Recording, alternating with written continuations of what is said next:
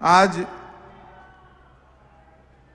इस माहेश्वरी महाकुंभ में आप सभी के सामने उपस्थित होकर मुझे बहुत हर्ष और गर्व की अनुभूति होती है,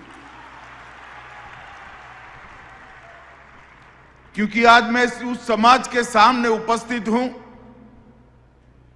जो समाज ने कई वर्षों से इस देश को सिर्फ देने का ही काम किया है।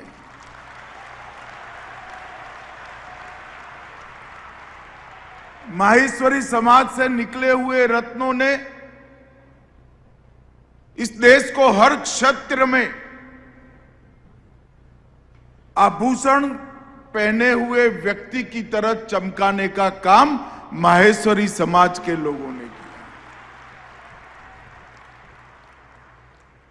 और देश और विदेश में फैलने के बाद भी बहुत बड़े पदों पर, बहुत बड़े स्वीकृति के साथ संस्थानों पर पहुंचने के बाद भी अगर कोई एक समाज अपने मूल से जुड़ा रहा है तो मैं गौरव से कह सकता हूं माहेश्वरी समाज।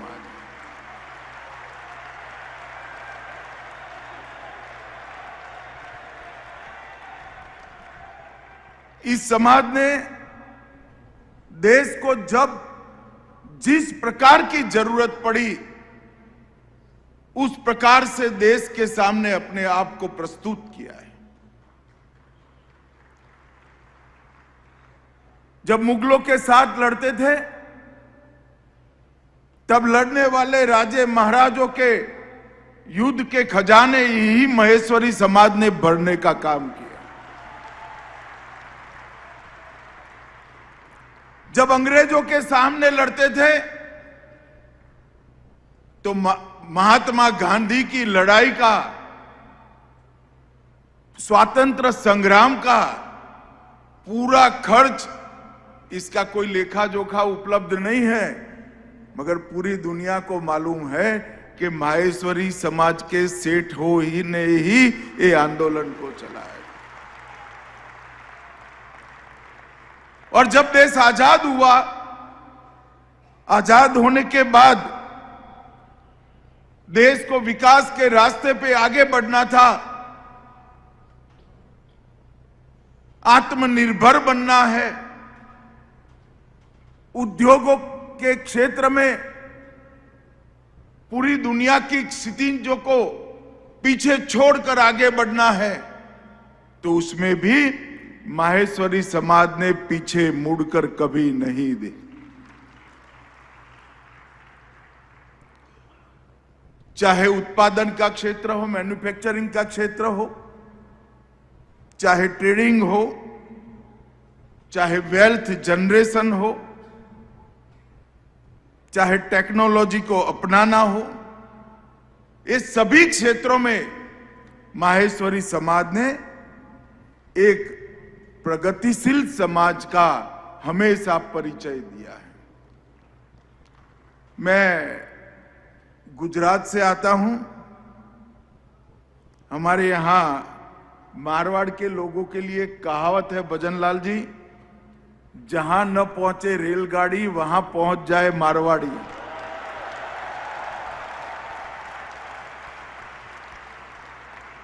हर क्षेत्र में, दुनिया के कोने कोने में फैलकर माहेश्वरी समाज राजस्थान और भारत तीनों को जीवित रखने का काम माहेश्वरी समाज ने किया। जब समाजों के आयोजन होते हैं तो कई प्रगतिशील लोग इसमें जाने का एक प्रकार से टीका टिप्पणी करते हैं। मैंने बहुत ऐसी टीका टिप्पणियों को झेला है, मगर मैं मानता हूं कि हमारे यहां समाजों की रचना, समाजों के संगठन और समाजों के इस प्रकार के महाकुंभ ये भारत को मजबूत करते हैं, कभी भारत को विघटित नहीं करते। अगर हर समाज अपने समाज के गरीब के गरीब व्यक्ति की देखभाल स्वयं कर ले तो पूरे भारत की देखभाल अपने आप हो जाती है। अगर हर समाज आत्मनिर्भर बन जाए तो पूरा भारत आत्मनिर्भर बन जाता है। और मैं जानबूझकर भारत माता की जयकारा लगाया। जय महेश से बड़ा जयकारा भारत माता की जय का ये माहेश्वरी समाज ने लगाया। हमारे समाजों ने कभी देश को विघटित नहीं किया। ये संकुचितता का द्योतक नहीं है, ये संगठन का द्योतक है। और संगठन से बनी हुई शक्ति न केवल समाज, देश के लिए भी बहुत उपयोगी होती है। आप जब 135 साल पूरा कर रहे हैं, इसीलिए भारत सरकार ने आपके इस पुरुषार्थ के लिए डाक टिकट भी जारी किया है।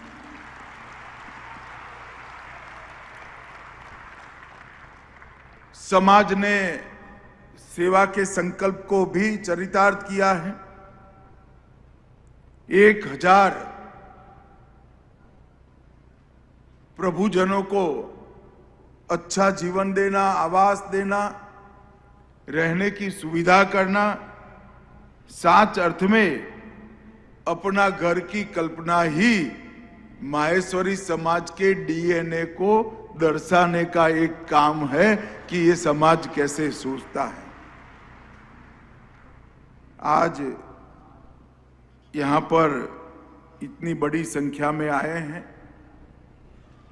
ग्लोबल बिजनेस समिट भी हो रही है। B2B और B2C कई प्रकार के एग्रीमेंट भी होंगे, आयोजन भी होंगे।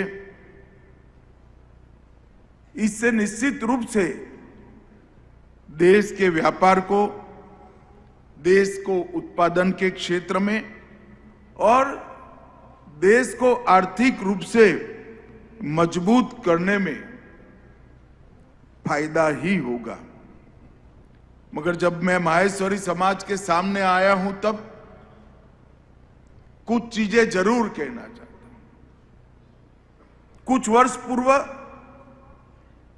हमारे देश की आजादी के 75 साल मनाए गए। देश में कोई गांव ऐसा नहीं होगा जहां आजादी के 75 साल का जश्न न मनाया हो। ढूंढ ढूंढ कर जिन्होंने देश के लिए जीवन का बलिदान दिया, वो सभी को याद कर कर उनका महिमा मंडन किया गया। उसके 4 उद्देश्य थे।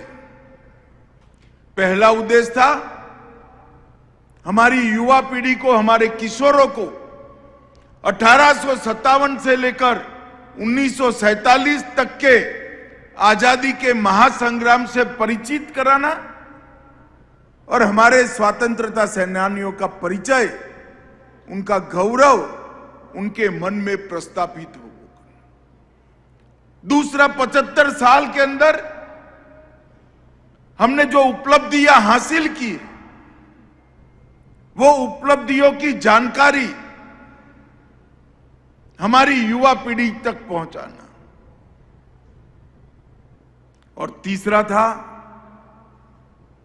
भारत के विचार को 140 करोड़ भारतीयों के मन में प्रस्थापित करना।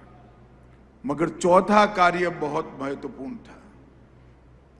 प्रधानमंत्री नरेंद्र मोदी जी ने इस 140 करोड़ की जनता के सामने, ये महान देश के सामने, ये चिर पुरातन देश के सामने एक संकल्प रखा है। उन्होंने संकल्प रखा है, जब आजादी की शताब्दी मनाई जाएगी 2047 15 अगस्त को, देश की आजादी के 100 साल होंगे, तब हर क्षेत्र में, समग्र विश्व में हमारा भारत हर क्षेत्र में सर्वप्रथम हो, ऐसे भारत का निर्माण करना। और देखते देखते देश के प्रधानमंत्री के मन से, मुंह से निकली हुई ये बात, ये संकल्प 140 करोड़ भारतीयों का संकल्प बन गया। और मित्रों, एक व्यक्ति एक कदम चलता है तो वो एक कदम होते हैं, मगर 140 करोड़ लोग एक दिशा में एक साथ एक कदम चलते हैं तो देश 140 करोड़ कदम आगे बढ़ जाता है। जब 140 करोड़ लोगों ने संकल्प दिया, तब उन्होंने अमृत काल की कल्पना रखी। आजादी के 75 साल से आजादी के 100 साल तक हम अमृत काल मनाएंगे, और इस अमृत काल में 100 साल का जब आजादी होगा, तब देश दुनिया के सर्वोच्च स्थान पर होगा। और इसके लिए इन्होंने कुछ चीजें हम सब के लिए कही। इसमें से 3 चीजों का जिक्र मैं यहां जरूर करना चाहता हूं, क्योंकि तीनों चीजें माहेश्वरी समाज बहुत अच्छे से कर सकता है। उन्होंने एक संकल्प दिया है कि भारत को आत्मनिर्भर बनाना। अब जब भारत को आत्मनिर्भर बनाना है तो उत्पादन के साथ जुड़े हुए हमारे सारे उद्योजक,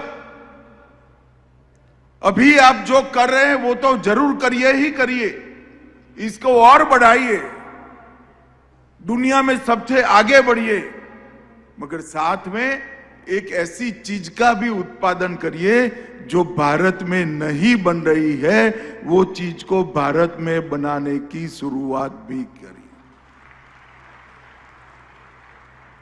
आत्मनिर्भर भारत की संकल्पना ही हमें दुनिया में सबसे बड़ा अर्थतंत्र बना सकती है। और ये हो सकता है। 2014 में 11 साल पहले जब नरेंद्र मोदी प्रधानमंत्री बने, तब ये देश दुनिया की 11वें नंबर की अर्थतंत्र था, और देखते देखते देखते 11 साल में हम 11वें नंबर से आज 4थे नंबर का अर्थतंत्र बन गए। आप लोग खुश हो, ताली बजा रहे हो, हर्षनाद कर रहे हो, करना भी चाहिए, मगर मैं बताता हूं अगले साल तैयारी करना, हम दुनिया का 3रे नंबर का अर्थतंत्र बनेंगे।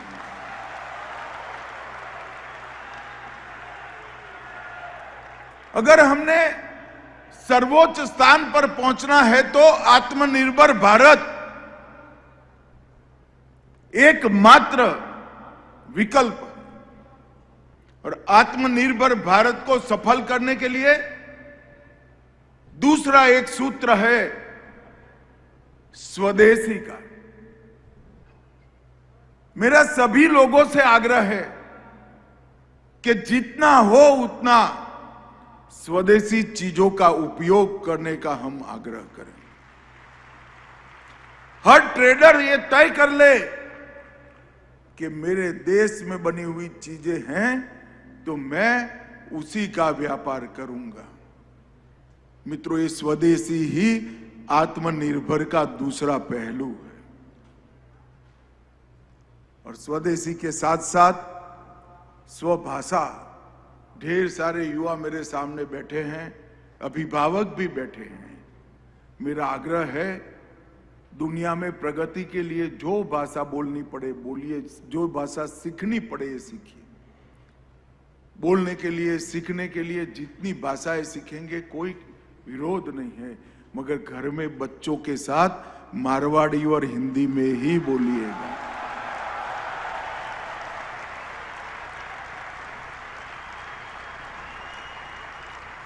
अगर आप आपके बच्चों के साथ स्वभाषा में बात करेंगे, उसको अपनी भाषा सिखा देंगे, तो वो अपने इतिहास के साथ अपने मारवाड़ और राजस्थान के दैदीप्यमान इतिहास के साथ अपने आप जुड़ जाएगा और वो एक पीढ़ी आगे बढ़ जाएगी। भाषा ही समाज को जिंदा रखती है, भाषा ही धर्म को जिंदा रखती है, भाषा ही संस्कृति को आगे बढ़ाती है। तो मेरा सभी से आग्रह है कि जहां जरूरत पड़े वहां जरूर जो भी भाषा हो, विदेशी हो तो भी बोलिए, परंतु अपने बच्चों के साथ अपनी मातृभाषा में बोलने का आग्रह करिए, उनको अपनी मातृभाषा सिखाइए। ये हमारे देश को आगे ले जाने के लिए बहुत जरूरी है। इस 11 साल में देश के प्रधानमंत्री नरेंद्र मोदी जी ने कई सारे डायमेंशन में भारत को आगे बढ़ाने का काम किया है। जैसे मैंने कहा कि दुनिया में चौथे नंबर का हम अर्थतंत्र बन गए हैं। हमारा निर्यात 2 गुना हो चुका है। हम $4 ट्रिलियन की इकोनॉमी बन चुके हैं। मैन्युफैक्चरिंग में हमने 70% से ज्यादा वृद्धि हुई है और दुनिया में 100 डिजिटल ट्रांजैक्शन होते हैं तो उसमें से 50 डिजिटल ट्रांजैक्शन हमारे भारत में होते हैं। मोबाइल के क्षेत्र में हम दुनिया के दूसरे नंबर का उत्पादक बने हैं। स्टार्टअप दुनिया में हम तीसरे नंबर पर हैं। दवाइयां बनाने में हम दुनिया में तीसरे नंबर पर है। ऑटोमोबाइल में भी हम दुनिया में तीसरे नंबर पर है। मैं ये बात इसलिए कह रहा हूं कि ढेर सारे युवा मेरे सामने बैठे हैं, एक प्लेटफॉर्म बनाकर तैयार है जिस पर खड़ा रहकर आप विश्व भर के युवाओं के साथ 2-2 हाथ कर आगे बढ़ सकते हैं। और आगे बढ़ने का काम हमारी युवा पीढ़ी ने करना है। और माहेश्वरी समाज 1891 से लेकर आज तक संगठित होकर अपने समाज के लिए तो कल्याण का काम कर ही रहा है, मगर देश और बाकी समाजों की भी हमेशा माहेश्वरी समाज ने चिंता की है। और एक ही समाज है जिसके हाथ में तलवार भी अच्छी लगती है और तराजू भी अच्छा लगता है।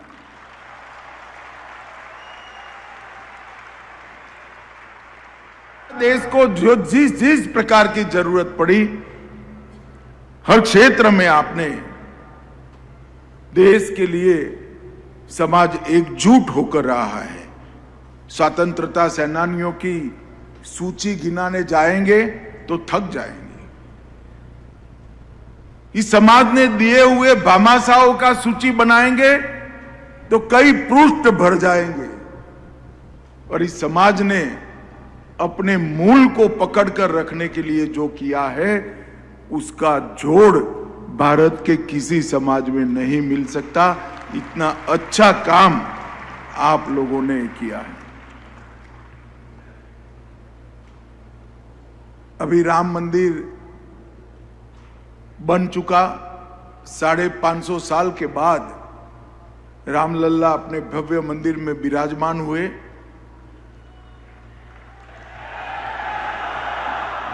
निर्माण पूरा भी हो गया, प्राण प्रतिष्ठा हो गई, ऊपर भगवा ध्वज लहरा रहा है। अभी राम जन्मभूमि पर एक पुस्तक लिखने वाला युवा मेरे पास आया, लिख रहा है अभी तो। वो मुझसे चर्चा कर रहा था। मैंने बोला भाई तुम मुझसे जो जानकारी ले रहे हो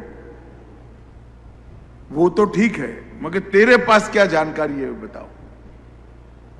तो उन्होंने कहा कि ये तो बाबर के जमाने से संघर्ष चल रहा है, लाखों लोग इसके लिए अपने प्राणों की आहुति दिए हैं, मगर आजादी के बाद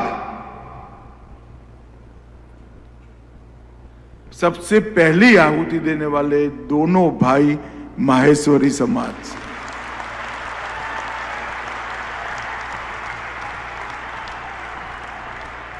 तो इस देश के सांस्कृतिक पुनर्जागरण में भी माहेश्वरी समाज का बलिदान और योगदान बहुत बड़ा है। मैं आज इस मंच के माध्यम से माहेश्वरी समाज के युवाओं का आह्वान करने आया हूं कि देश को आत्मनिर्भर बनाने में आपका योगदान होना चाहिए। स्वदेशी आपके जीवन का मंत्र होना चाहिए और स्वभाषा हमारे व्यवहार में आनी चाहिए। माहेश्वरी समाज हमेशा से जॉब सीकर नहीं रहा है, माहेश्वरी समाज जॉब क्रिएटर रहा है, नौकरी देने वाला समाज रहा है। ईश्वर करे ये समाज इसी प्रकार से सदियों तक देश की सेवा करता रहे। आप सभी लोग इसी प्रकार की एकजुटता के साथ समाज को संगठित रखिए और संगठन की शक्ति को भारत माता के वैभव के लिए उपयोग करिए। यही मेरी आप सबसे अभ्यर्थना है। आज मुझे यहाँ बुलाकर आप सबसे मिलने का मौका देने के लिए काबरा जी और पूरी समिति का बहुत बहुत धन्यवाद। वंदे मातरम।